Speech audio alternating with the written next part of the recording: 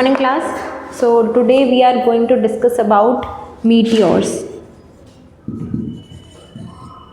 Meteors, asteroids, meteors, comets, right? ये सब किसका पार्ट है? सोलार सिस्टम का पार्ट है. हमने सोलार सिस्टम के बारे में पढ़ा था.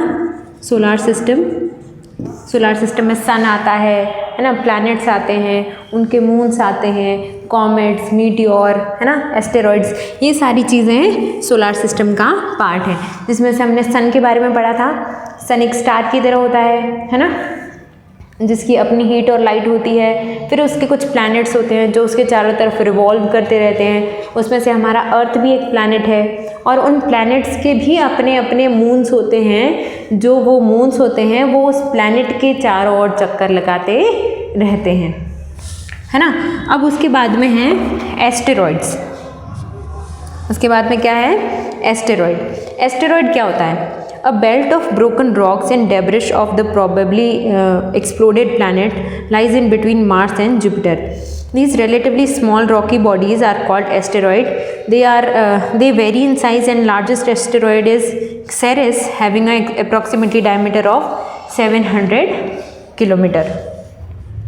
अब क्या होता है, जो मार्स और जुपिटर है, मार्स और जुपिटर, जैसे हमारी अर्थ है वैसे ये भी सन के प्लैनेट्स हैं, है ना. सन के चारों ओर चक्कर लगाते रहते हैं. तो आपके डायग्राम में दे रखा है ना, मार्स जो होता है वो अर्थ के बाद में आता है मार्स, और मार्स के बाद में आता है जुपिटर, है ना. इस मार्स को मंगल ग्रह भी कहते हैं ना. मार्स और जुपिटर के बीच में, है ना, रॉक्स होती है. रॉक्स का मतलब होता है जो पत्थर के कण कह सकते हैं हम, है ना. इसके बीच में पत्थर के कण या फिर कोई डेब्रिश का मतलब आकाश का कोई भी कचरा वगैरह है ना, तो वो सारा इसके बीच में एक लाइन बनाकर रहता है ना. हम कह सकते हैं एक तरीके की रिंग बनती है, तो उसको कहते हैं एस्टेरॉइड. उसको हम क्या कहेंगे? एस्टेरॉइड्स. ये छोटी छोटी स्मॉल रॉकी बॉडीज़ होती है. रॉकी का मतलब होता है पथरीली, है ना. छोटे छोटे पत्थर होते हैं जो मार्स और जुपिटर के बीच में रहते हैं. इनको क्या कहते हैं? एस्टेरॉइड्स कहते हैं. ये अलग अलग साइज़ के होते हैं. जो सबसे बड़ा है उसका डायमीटर कितना है? 700 किलोमीटर. डायमीटर का मतलब होता है, ये कोई भी स्फेयर है ना, कोई भी गोला है, तो ये उसका बीच का सेंटर होता है, ये उसकी रेडियस होती है, और ये पूरा उसका डायमीटर होता है ना. इसको पूरे को क्या कहते हैं? डायमीटर. ये जो पूरा होता है ये डायमीटर होता है. तो जो सबसे बड़ा जो एस्टेरॉइड है उसका डायमीटर कितना है? 700 किलोमीटर. समझ में आया एस्टेरॉइड क्या होते हैं? एस्टेरॉइड छोटी छोटी रॉकी बॉडीज़ होती हैं, या फिर कोई छोटे छोटे पत्थर होते हैं जो मार्स और जुपिटर के बीच में रहते हैं. और ये पत्थर कहाँ से आते हैं? अगर कोई भी प्लैनेट है ना, हमने बताया था आकाशगंगा होती है, गैलेक्सीज होती हैं, है ना. बहुत सारी गैलेक्सीज हैं वर्ल्ड या फिर बहुत सारी गैलेक्सीज हैं यूनिवर्स में, है ना. हमारी गैलेक्सी कौन सी है? मिल्की वे गैलेक्सी.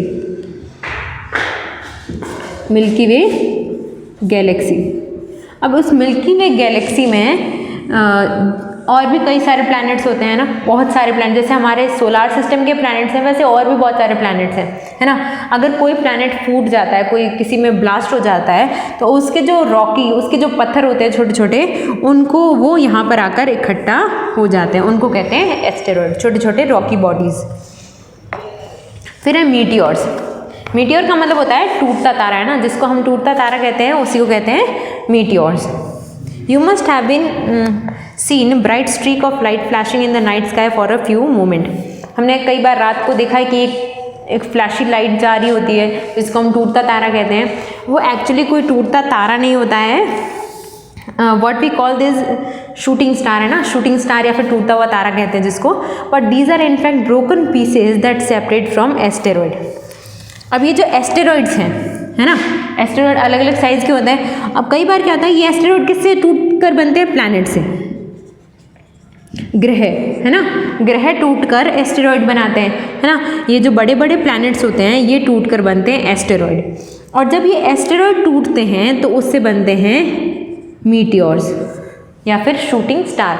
है ना, इससे टूटते हैं, इनमें कई बार आपस में टकराव होता है ना, कॉलिजन होता है, ये आपस में टकरा जाते हैं, बहुत सारे होते हैं ना, तो उस वजह से टूटकर कोई उनका एक पीस गिर जाता है। तो जब वो गिर रहा होता है तो वो इतनी स्पीड में होता है कि वो अपने को एक आग के गोले टाइप मतलब फ्लैशिंग लाइट की तरह दिखाई देता है। broken piece that separate from asteroid and these rock enter earth atmosphere at a great speed। फिर ये जो होते हैं, ये जो मीटियोर जो एस्टेरॉइड से टूट कर गिरते हैं, है ना, यहाँ मार्स के एटमॉस्फेयर से फिर ये जब अर्थ के एटमॉस्फेयर में आते हैं तब हमको ये दिखाई देते हैं।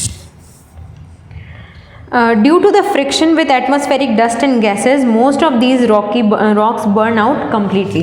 अब क्योंकि ये यूनिवर्स में बहुत ज़्यादा स्पीड में होते हैं ना, यहाँ से टूट कर गिरते हैं, एस्टेरॉइड आपस में टकराते हैं, उससे ये टूटते हैं, टूट कर जब ये अर्थ के एटमॉस्फेयर में एंटर करते हैं, अर्थ के एटमॉस्फेयर में क्या है, अर्थ के वातावरण में क्या है, गैसेज हैं, बहुत सारी गैसेज हैं, है ना, गैसेज हैं और भी छोटे मोटे कुछ डस्ट पार्टिकल हैं, मतलब कुछ रेत के कण वगैरह कुछ भी हैं, है ना।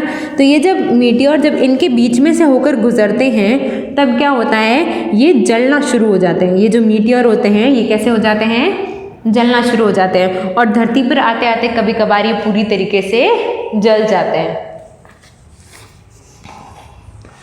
And the remaining part strikes the earth surface making cater.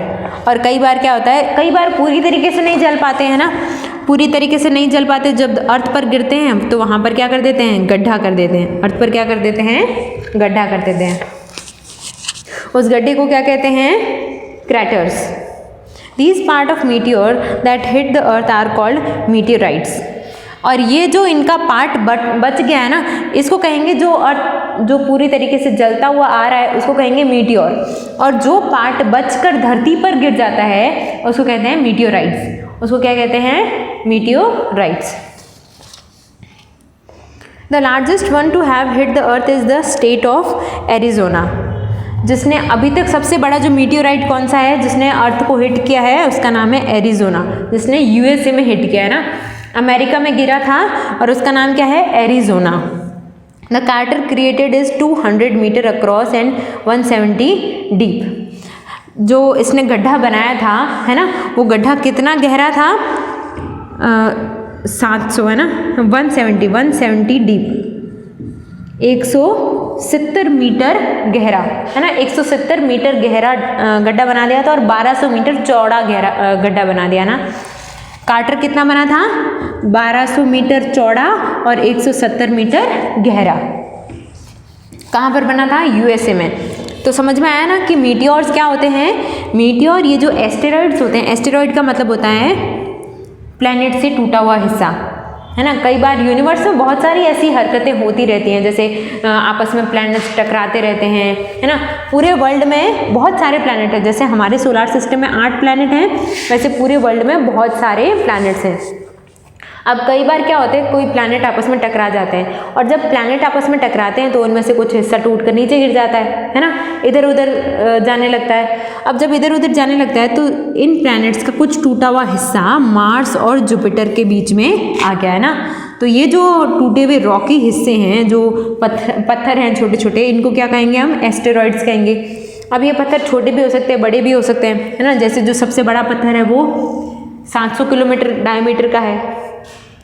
फिर इनसे टूटकर, है ना, मार्स और जुपिटर के बीच में जो एस्टेरॉइड्स हैं ये आपस में टकराकर टूटते हैं तो मीटियोर बनते हैं। ये मीटियोर जब अर्थ के वातावरण में एंटर करते हैं तो ये जलने लगते हैं। इनका कुछ पार्ट जो पूरी तरीके से जला नहीं है वो धरती पर गिर जाता है ना।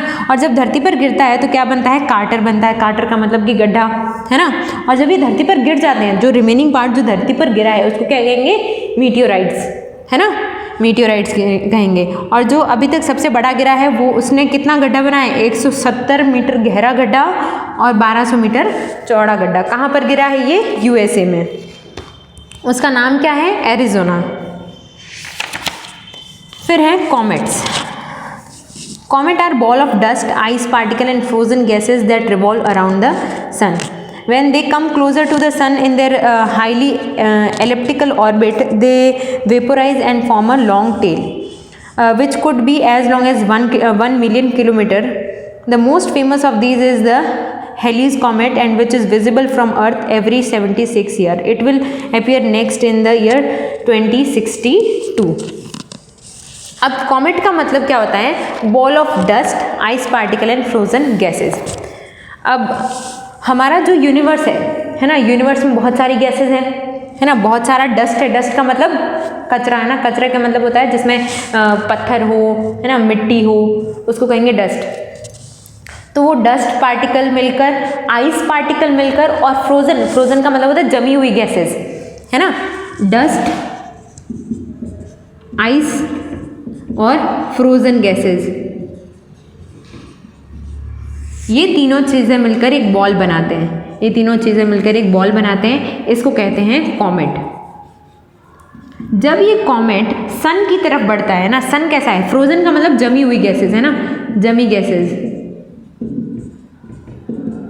और आइस का मतलब होता है बर्फ, डस्ट का मतलब होता है पत्थर, है ना, पत्थर या फिर जो भी थोड़े बहुत डस्ट पार्टिकल मतलब मिट्टी, है ना, ये सब मिलकर बनाते हैं डस्ट।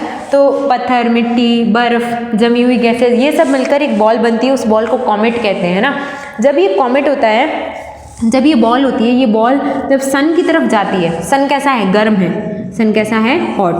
तो जब ये सन की तरफ जाती हैं तो इसकी जो ये जमी हुई गैसेस है, फ्रोजन गैस है, ये जो आइस है, ये पिघलने लगती है ना, पिघल कर भाप बनने लगती है ना, पिघल कर भाप बनने लगती हैं। तो पिघल कर जब भाप बनने लगती है तो इसकी सिचुएशन, इसका जो दृश्य है वो ऐसा हो जाता है ना, इस टाइप का।